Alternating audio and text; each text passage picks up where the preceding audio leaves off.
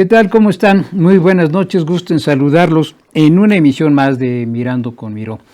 El día de hoy tenemos varios temas que quiero dejar de alguna manera apuntalados para que más adelante con algunos invitados que ya tenemos en lista nos ayuden a entender, o ni más que entender, nos ayuden a interpretar el significado que puede tener varios de los puntos que vamos a señalar el día de hoy.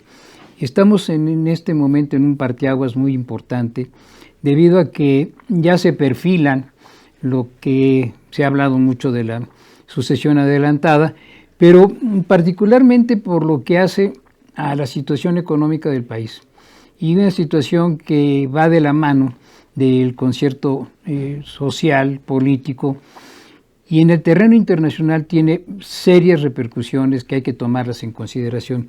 No es algo...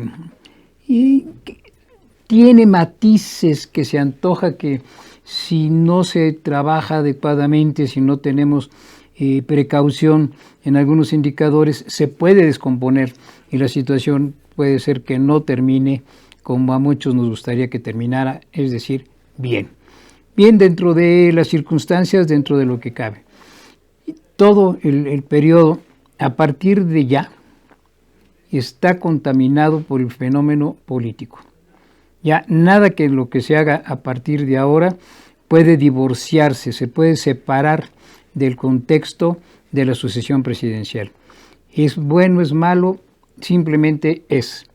Y se ha anticipado en tiempos, estamos viendo debilitamiento de algunos partidos políticos, sobre todo tradicionales, las estructuras se violentaron y esto no sé a dónde pueda conducir. Ciertamente no creo que a muy buenos terrenos, pero vamos a ir de alguna manera perfilando cuáles son lo que advertimos que no viene solo, no se dio en un proceso natural, simplemente se provocó al margen de lo que se pretendía hacer.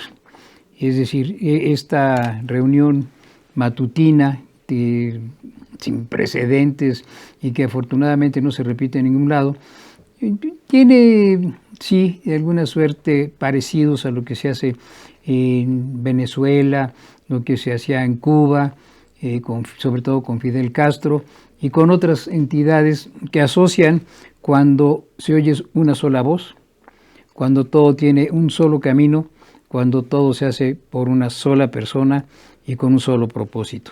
Por eso no es frecuente verlo que tantas horas, tan seguido, se dé este tipo de eventos.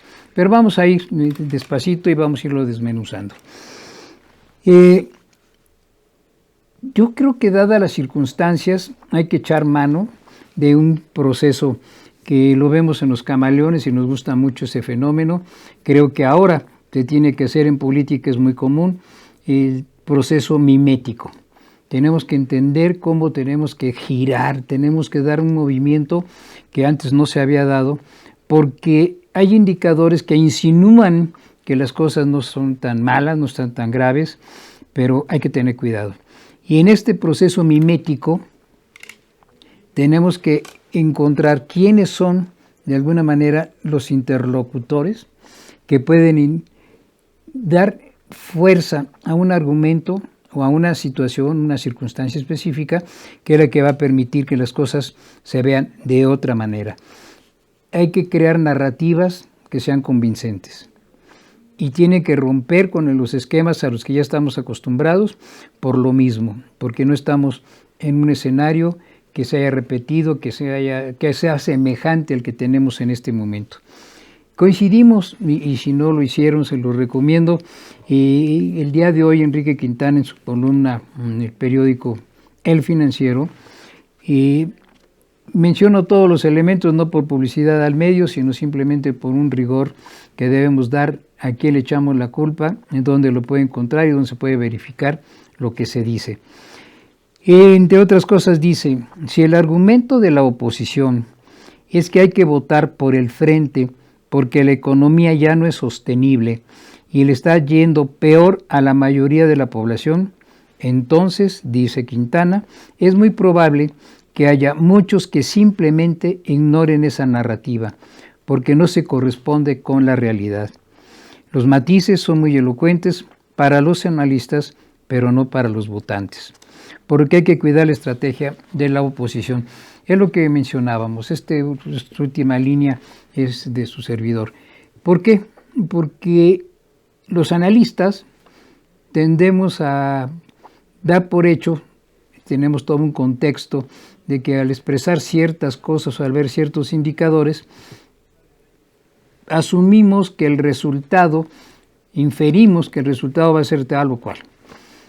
Eso a nivel analítico, en cualquiera de las disciplinas, en economía, en sociología, en donde usted guste, pues tiene un sentido y lo podemos ver de esa manera. ¿Qué pasa con la realidad concreta y específica, con lo que vive el día a día de la gente? Pues para ellos, yo tengo dinero que antes no tenía. Pues yo siento que ahora, como ya no nada más lo tengo yo, sino lo tiene también mi esposa, lo tiene mi hijo mayor, lo tiene, pues estoy bien. Entonces no sé de qué hablan estos señores, porque sociológicamente hablando, el impacto es mucho mayor que la interpretación que le podamos dar. De ahí que es muy importante lo que señalábamos al principio. Tenemos que cuidar la parte estrictamente numérica, estadística, a la parte del mensaje. ¿A quién se lo dirigimos? ¿Cómo se lo dirigimos? ¿En qué contexto se está dando? Por eso dice el autor de este párrafo que si esa es la propuesta, pues no va a funcionar. La gente no lo va a entender, demasiado sutil. Las ilusiones engañan, casi tanto como las simulaciones. La palabra del presidente es poderosa y lo mantiene en altos niveles de popularidad. La realidad lo desmiente todos los días, pero su empuje no cesa y su credibilidad con millones de mexicanos tampoco disminuye. Bien por él, pero mal para el país. Como en el caso del presupuesto, que contempla un déficit público de 5,4% del Producto Interno Bruto, el más alto en 30 años. Y lo decíamos la vez que hemos tratado de dar una interpretación, lamentablemente no hemos podido concretarlo, con un invitado para que nos precisara estos datos. Pero aquí hay este punto, el 5,4% del Producto Interno Bruto, ¿quiénes lo entienden? ¿Realmente todos a los que nos estamos dirigiendo lo entienden? Yo creo que no. El 5,4% es una cantidad brutal. Porque si el Producto Interno Bruto estamos hablando de billones de pesos, pues el 5,4% sobre los billones de pesos, de millones, pues ya es una cantidad que le suena a cualquiera, aunque no sea especialista y no conozca mucho de la materia. Por eso hay que tener mucho cuidado en esta sutileza. Dice, es decir, se gastará más de lo que ingresará, lo cual lleva a la necesidad, para no ahogarse, de contratar deuda. De hecho, en este momento cada mexicano carga con una deuda de 127,000 pesos. Si repartimos lo que se tiene que pagar entre la población nacional, incluyendo los que estén haciendo en este momento, ya tienen una deuda de 127,000 pesos. Este último comentario es de Raimundo Riva Palacio, que de alguna suerte, sin que creo que no se ponen de acuerdo para escribir, sino el matiz que ambos le dan. Ha habido interpretaciones diversas, él mismo, ya saben quién, se ha manifestado diciendo, no nos hemos endeudado, no, la deuda no creció, lo cual es totalmente falso. Hay un sinnúmero de elementos que nos señalan que sí estamos endeudados, y lo que es peor es una deuda interna, es decir, ¿cómo nos vamos a pagar? Yo no sé si ustedes recordarán, algunos quizá, que en tiempos de Echeverría se hablaba mucho de el autoempleo, y inclusive se hizo una obra de teatro cuando había bastantes obras en la universidad, en el Auditorio Nacional, en cualquier lugar encontraba unas obras de teatro.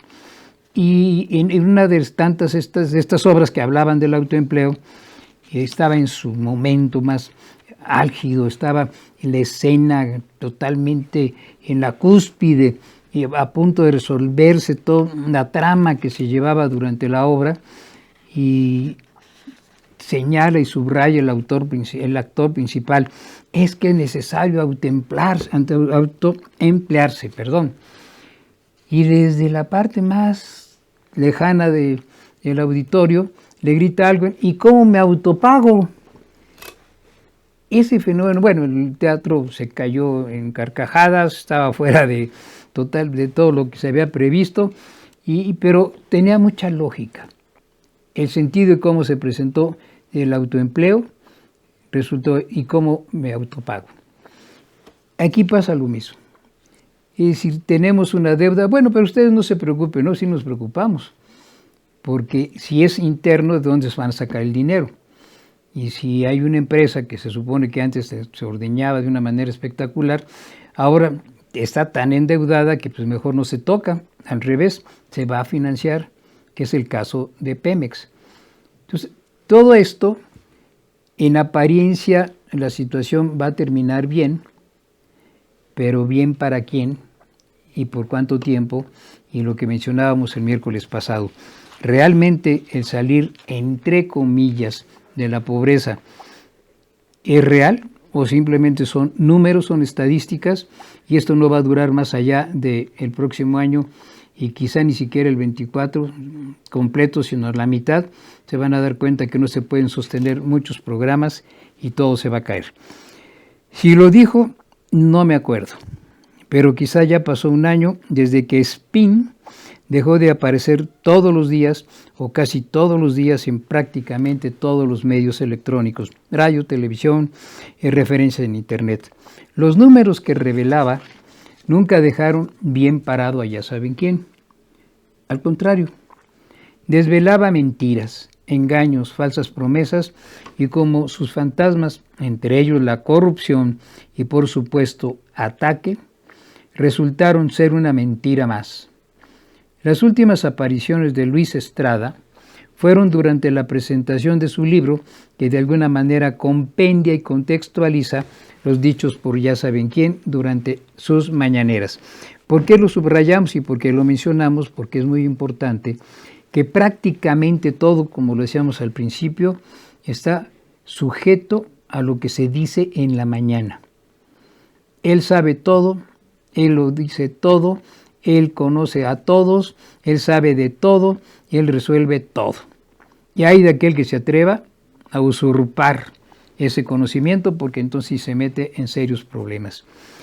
Quise remitirme a esa referencia por lo pormenorizado de los datos y vincular sobre todo ese hábito de anular cualquier cuestionamiento con solo decir, no es así, yo tengo otros datos, ya se está viendo, ya lo que sea.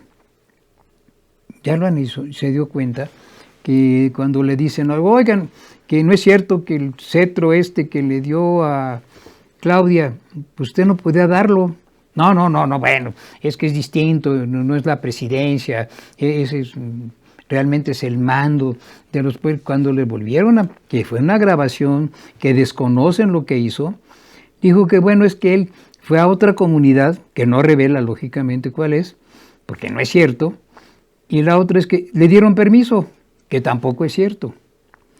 Pero de ahí en adelante ya no pasa nada. Ya lo dijo, ya dice que no, ya. Y dice, no, ya. Entonces con eso se termina el debate, se termina todo.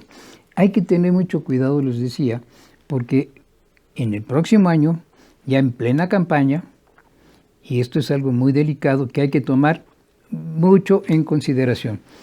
Y dice, todo está después de leer el reporte de investigación de México contra la corrupción, Mexicanos contra la corrupción y la impunidad, organismo, como ustedes ya lo saben, autónomo. Y habla sobre un tema muy importante que es el de Segalmex.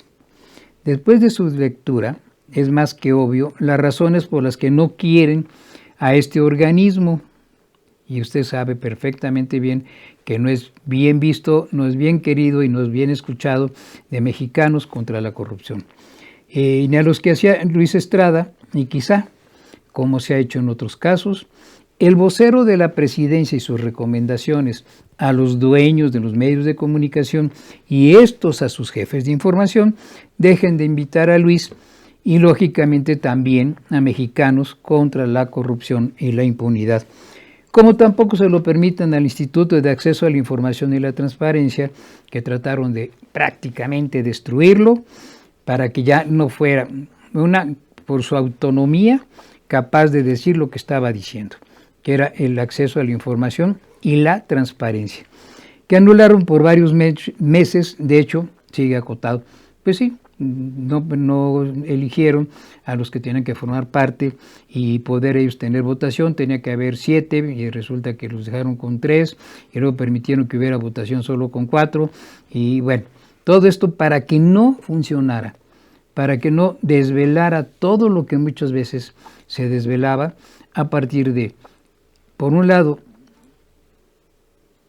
teníamos los reportes que hacía SPIN, en donde se cuantificaba con un análisis que hacía de contenido, el número de veces que decía cada palabra, las veces que decía que no había corrupción, las veces que dijo que no era cierto ciertos temas, en el que las mentiras, que ese fue lo que más destaca. Teníamos el dato de que es impresionante el número de mentiras que llegó a registrar y bueno, lo comparto porque fue verdaderamente dramático el que lo haya hecho y cómo lo hizo.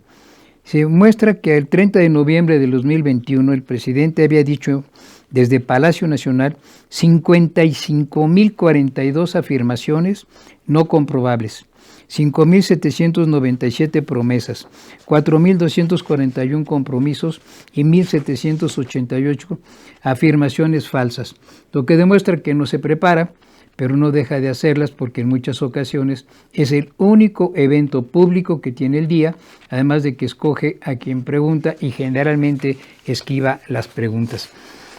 ¿Por qué es relevante? Porque decíamos, si todo se guía y todo se detona a partir de lo que él dice, cuando él lo dice y por qué lo dice, consecuentemente no le gustó, nunca le gustó que le dijeran particularmente qué sucede con esto. Él dijo, y de esto que dijo no es cierto.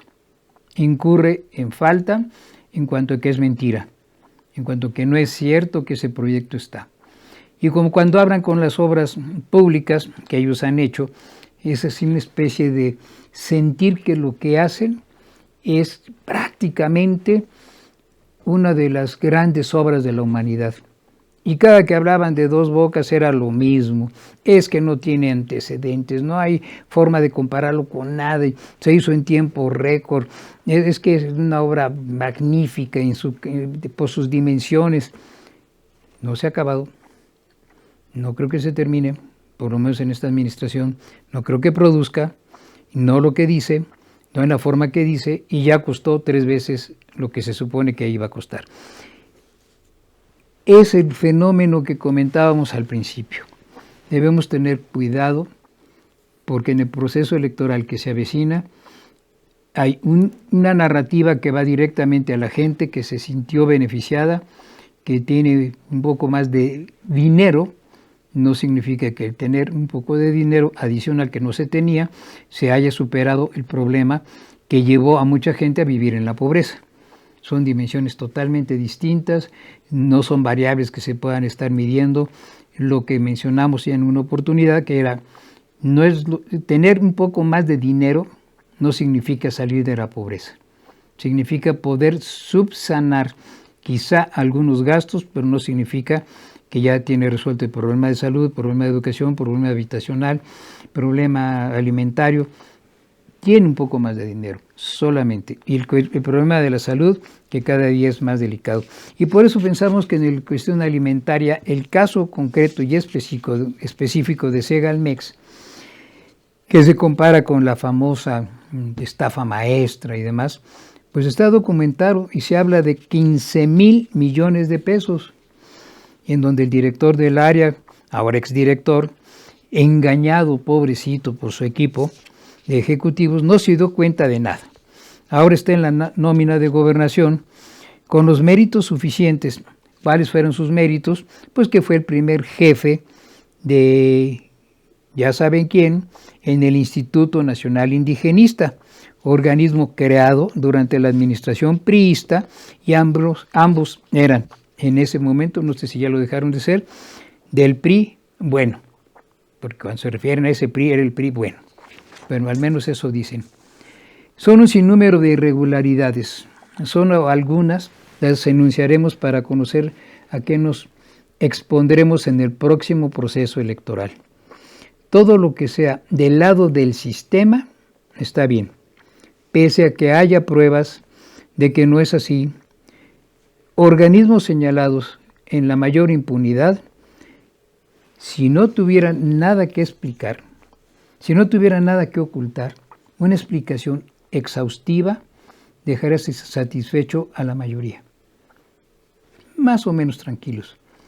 Pero como todo es, no, ya se está tomando en cuenta, ya se abrió el expediente, no, ya lo tiene tal organización. Y en eso en particular nos queremos referir, porque hay un dato que duro, muy fuerte, que hizo justamente Mexicanos en contra de la corrupción y la impunidad, en el caso de Segalmex, y no me quiero referir básicamente a esos dos casos que me llaman la atención. La Auditoría Superior de la Federación, que tiene sus asegúnes, y lo hemos mencionado, y en otra oportunidad sin duda hablaremos un poquito más sobre eso.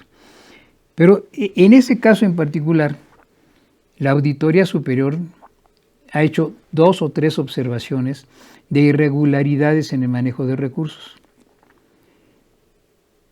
¿En qué han concluido? En nada. Se dice que ya mero, que ya casi, que está muy cerca, pero no pasa de ahí.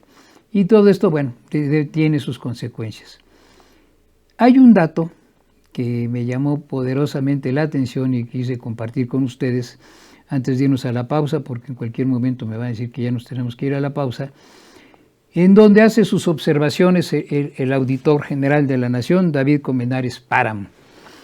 Y resulta que el Mexicanos contra la Corrupción de la Impunidad revela que mientras el auditor superior de la Federación, David Colmenares Páramo, se encontraba fiscalizando el fraude en Segalmex, su hermano Margarito Colmenares Páramo ocupaba puestos gerenciales en esa dependencia. Lo cual, bueno, pues no tendrán por qué prever o tener en la mira que esto iba a suceder. Lo que sí es que ninguno de los dos transparentó su relación familiar en sus declaraciones patrimoniales y de intereses. Esto tiene un nombre en la administración pública. Esto se llama conflicto de intereses. Y en esta área en lo particular, pues el señor se está sometiendo a una auditoría, pues tiene que hacer la observación para quienes leen los documentos sobre este particular, pues por lo menos tengan claro conocimiento de qué es lo que está sucediendo. Y otro punto, que creo que sí me va a dar tiempo, es el de la Fiscalía. Resulta que, lo dijo el propio presidente, que se llevó a la Fiscalía General de la República para que se tomara nota sobre este tipo de irregularidades de Segalmex, que Ovalle salió bien librado, él fue engañado. Él, con 50 años en el servicio público, resulta que no se dio cuenta de nada, no se enteró de nada y lo premiaron en gobernación. Y dice el 23 de febrero del 2023, en una exclusiva, Mexicanos contra la Corrupción y la Impunidad revela que el brazo derecho de Ignacio Ovalle, de nombre Roberto Antonio del Valle Martínez, se convirtió en asesor del fiscal Gertz Manero, después de dejar su puesto en Segalmex. Cuando del Valle Martínez asumió el cargo en la Fiscalía, esta ya contaba con al menos 5 carpetas de investigación abiertas por el desfalco de la dependencia. Yo les pregunto, ¿cuál creen ustedes que sea la respuesta si cuestionan al presidente y le preguntan sobre este particular? ¿Cuál será la respuesta? Yo me atrevería a decir que va a decir, no, ya están las carpetas, ya lo tiene el fiscal. Yo confío mucho en él, yo es un hombre de todas mis confianzas y por eso está en esa posición y no vamos a hacer absolutamente nada que lo altere y que él nos informe. Y ya se abrieron 5 carpetas. Pues sí, ahí está el ejemplo. Ya se abrieron. Pero ¿cómo está cobijado en la Fiscalía cuando él mismo está sujeto de una investigación que realiza la Fiscalía? Pero esto no se puede cuestionar, porque en el momento que se diga, entonces va a ser señalamientos, son apátridas, son gente que están en contra de México, son conservadores. No, usted conoce mejor, no lo vamos a repetir. Todo esto se va a utilizar de manera exacerbada en el periodo electoral, aunque no esté permitido, porque lo hablaremos más tarde, pero uno de los principales problemas que va a enfrentar el proceso electoral es que habrá 3 contrincantes y en desventaja va a ser 2 contra 1. Por un lado va a estar en la sociedad civil, representando sociedad civil, PAN, PRI, PRD, Xóchitl Gálvez. Por el otro, y no puede ser en la otra esquina, porque como ya son 3, no puede ser en 3 esquinas. Claudia, ya sabemos quién es Claudia, que es la figura visible por lo menos, cobijada por Morena, PT y el Partido Verde. Y un tercero, que es el más delicado, que es el que más ruido va a meter en todo el proceso, es el que va a estar más presente y es el que va a estar, por un lado, metiéndole el pie a Xóchitl Gálvez y a los partidos que la apoyamos, los partidos que la apoyan y a la sociedad civil, que ahí estamos bien metidotes. Y por el otro lado está Morena, PT y Partido Verde, más López. Entonces son realmente 2 contra 1 y todo esto, el discurso está claro, desde donde se creará la práctica de denostación, tendrá carta de presentación, la presentación a los medios, a los empresarios y una frustración que como herida descompone al herido. Mucha inteligencia, veneno para los mediocres, no perder piso y poner por delante a la sociedad serán quizá los elementos más sólidos que se pueden trabajar, que se pueden esgrimir para el próximo periodo electoral. No se puede bajar la guardia. Son muchos los que están en contra, pero seguimos platicando de esto después de nuestra pausa. Regresamos. Vamos a tener pases dobles, ¿no? ¿O no? Déjame ver qué puedo hacer, Oye, pero aparte los vasos que nos invitan, ¿no nos vas a invitar, Alex? Oye, me encantaría. Mira, la verdad es que ha sido una locura. Desde que salió la venta ha sido, bueno, gracias al apoyo de toda la gente, vaya, está moviéndose bastante bien, pero bueno, déjame ver qué. ¿Les gusta o qué? Sí, claro. Sí, bueno, perfecto, Sí, a la perfecto. audiencia seguramente también. No. Por ejemplo, los artistas, en el caso de los pintores, ¿no? Los pintores pues, dedican horas a veces a estar frente a un lienzo en blanco y crear y pensar y hacen un trazo y acomodan. Y en cuanto llega la música, llega la idea, dedican tiempo. Y si no les gustó el trazo, hay gente que tiran los lienzos y sacan otro porque no les gustó y buscan hacer algo sublime, algo hermoso. Es más, hay pintores que conozco que se tardan muchos días en pintar sus cuadros. Entonces me pongo sobre todo por lo que nos han platicado ambos, tanto Marcelina como Gloria, el tema es romper paradigmas en la educación, ¿verdad? Así es. Que esto, obviamente, buscando mejorar los estándares Educativo. a nivel global, a nivel educativo, para que seguramente los individuos tengan un mejor desarrollo personal y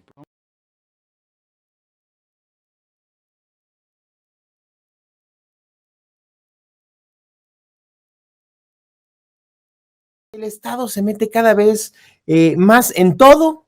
Dicen los gringos que si quieres votar por un partido político, ten cuidado que se va a meter en tu bolsillo y si votas por el otro, se va a meter en tu cama, y tenemos un Estado que se mete en tu bolsillo y en tu cama. Eso es la 4T. O sea, si quieres votar por los demócratas, ya sabes que van a meterse en tu bolsillo, pero no en tu cama.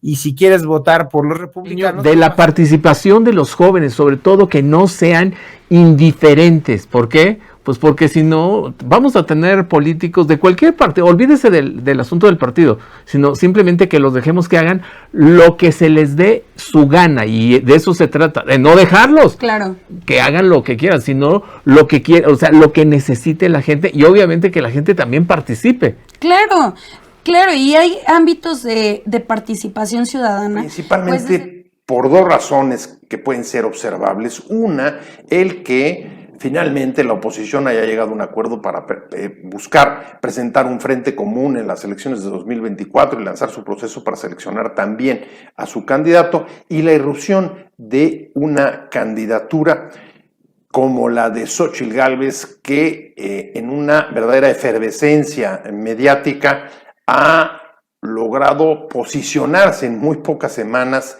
como la puntera. La carretera que se viene a partir del domingo, muchos lo ubicaron como un dato fundacional para comenzar la carrera presidencial oficialmente en términos ya de ajustes, destapes, disciplinas, no rompimientos, organización de foros para ya escoger candidatos desde la oposición.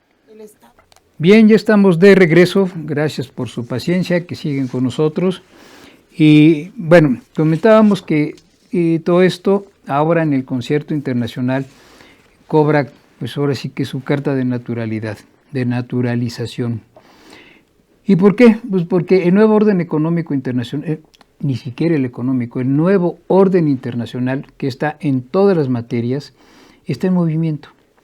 Y hacemos tanto hincapié en la situación que tiene México. No es tanto el afán de estar molestando o de estar criticando, sino es este lamento de que México tiene grandes posibilidades por salir adelante. México en este momento, inclusive así se le está nombrando en organismos internacionales de carácter económico, entre ellos Bloomberg, en donde señalan que México está viviendo su momento. Y esto ya tiene connotaciones, ha habido otros momentos en la historia que se habla que es el momento de algún país o del momento de una situación, y señalan que México está en su momento. México es el primer socio comercial que tiene Estados Unidos, rebasa con mucho en este momento a China. ¿Por qué? Pues porque hay este pleito, este enfrentamiento que está dándose en los mercados y en la política, sobre todo en la geopolítica. Hay un fenómeno muy importante donde Estados Unidos se siente con el apoyo geográfico, físico, económico, que somos socios, y habrá que ponerle comillas, pero finalmente por escrito lo somos, de México con Estados Unidos. Y permite que haga ciertas cosas que no incluya a China. Entonces ha desplazado a China solo por esta importancia de este momento en el que hay estabilidad económica, estabilidad política y estabilidad social. ¿Y a qué llamamos estabilidad? Que no hay efervescencia en las calles, hay sí violencia, hay sí un problema que no se ha logrado resolver, es un problema en el que se miente, es en el que más se miente seguramente, por la numeralia, por los números que dicen que ya se está batiendo, que está, y a la hora que es que hubo un enfrentamiento, sí, ya, está resuelto.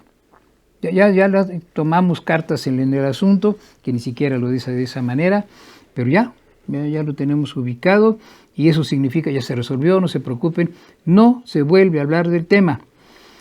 El número de muertes es terrible por homicidios, los feminicidios están lamentablemente también en niveles muy altos.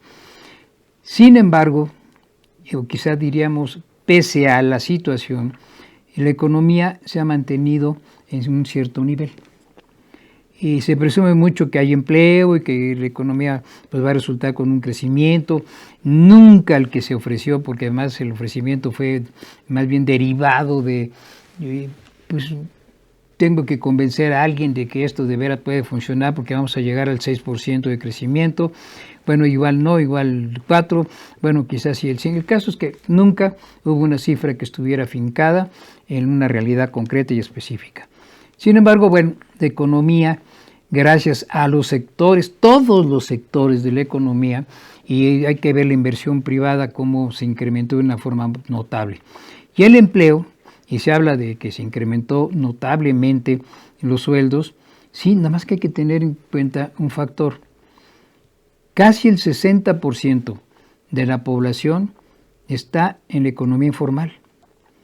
Son empleos informales, son empleos que no tienen ninguna de las garantías de los que tienen los trabajadores en la economía formal. Entonces, no son garantes, no reciben el salario mínimo como está actualmente. Los que están en la economía formal no tienen seguro social, no tienen ISSSTE, no tienen seguro popular, no tienen prácticamente nada, pero tienen un trabajo. Y normalmente son en empresas, pues estamos hablando de las micro, pequeñas y medianas empresas. Teniendo todavía México la riqueza que tiene como país territorial, tenemos en el subsuelo, tenemos en los mares, tenemos petróleo, tenemos minerales, tenemos oro, tenemos plata, tenemos zinc, tenemos litio, pero ahí está.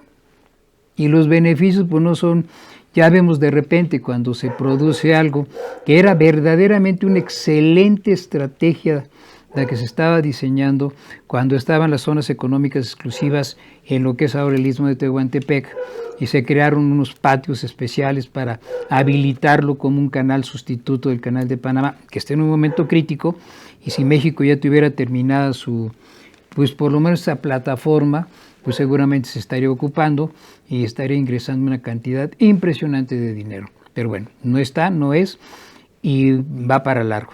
Y entonces se inaugura un tramo diciendo que ahí está, este es el ejemplo del tren, y ya se subió, ya se paseó en él. Ese tren no es de él, ese tren lo hizo uno de los empresarios con los que ha tenido mucho trato, el que había convencido que comprara uno de los bancos, y este banco, bueno, finalmente todo se nubló, ya no fue lo que se esperaba que fuera, y eso provocó una serie de problemas, le molestó, y el banco mismo dijo, ya no me vendo, ya, este año ya, olvídenlo.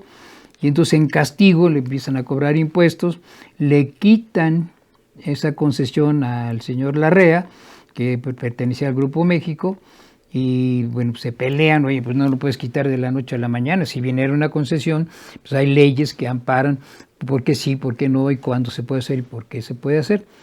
Y entonces llegaron a una negociación, como siempre, comiendo tamales ahí despedazando las bellas maderas de las mesas de Palacio Nacional, y pues ahí llegaron a un acuerdo. Mira, no te lo voy a regresar, me voy a quedar con este tramo del tren, porque además es el transísmico que nos va a traer en los embarques del Pacífico al Golfo, y de ahí al Atlántico y hasta donde quieran. Y me acordé de esa expresión de al infinito y más allá. ¿Y qué es lo que pasa? Que el acuerdo al que llegaron es, mira, no te lo voy a regresar porque con eso pues yo voy a compensar muchas cosas, me debes impuestos, pero lo puedes usar cuando quieras, ¿eh? Haz de cuenta que es tuyo. Tú lo usas, traes tus cargas, tus trenes, pero ahora yo soy el dueño. No, pues el otro dijo, maravilloso, tú te encargas de las vías, de los patios, del personal, y yo lo uso, pues buenísima negociación. Y bueno, ahí está. Pero este es uno de los ejemplos que lo que dicen del momento de México está muy asociado a algo que ya hemos comentado. Ay, perdón. Y usted recuerda cuando estuvo Amapola Grijalva de la Cámara de Comercio China-México, Cámara de Comercio y Tecnología China-México, que nos decía que era el momento de México. ¿Por qué? Pues porque en este momento estamos en la mira y se habla del nearshoring, que es este concepto de la redistribución. Es ver las cosas de otra manera, es la cercanía, hay que aprovechar estas cercanías, hay que hacer una reingeniería de las cosas. Y México, en una posición privilegiada, porque puede convertirse, y no es la primera vez que se dice, ya son un sinnúmero de ocasiones que se habla sobre el particular, que es en esta vecindad, y gracias a esta vecindad con Estados Unidos, se puede convertir en un nodo de desarrollo logístico a nivel mundial, porque está a unos kilómetros que puede irse por tren, por barco, por todos los medios. En poco tiempo puede ir desde la Patagonia hasta Estados Unidos por tierra, por mar, y no tiene que hacer las 7,000 o más millas que puede tener, por ejemplo, con el sudeste asiático o con los pactos del Pacífico que se están renovando últimamente, en fecha reciente. Todo esto hay que tomarlo en consideración porque es lo que hace que se esté viviendo el momento de México. Pero al mismo tiempo, a nivel internacional, y son de los temas que vendremos y que estaremos platicando con ustedes, y ya estamos apalabrándonos con la gente que en su oportunidad nos dejarán entrever la posibilidad de que sí se pueda hacer. Que es lastimoso que mientras el mundo se incorpora al nuevo orden internacional, seguimos en los tiempos de los países del tercer mundo, de los países no alienados, mientras lejos de un mundo de mediocridad, las cosas caminan. Es decir, lejos de la mediocridad en la que nos estamos desenvolviendo, las cosas sí caminan, se avanza. Nuevos o renovadas organizaciones avanzan incontenibles.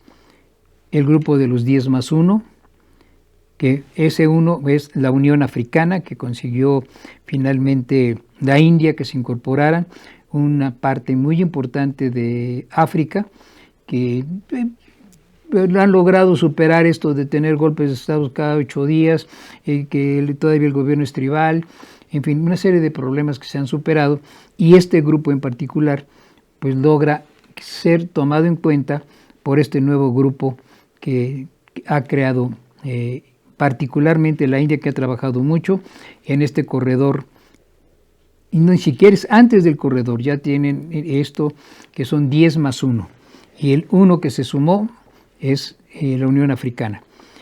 Está la nueva ruta de la seda, que ya con China tiene cerca de una década, si no es que más, o está por cumplir la década, y que incorpora a un sinnúmero de países, se sigue trabajando.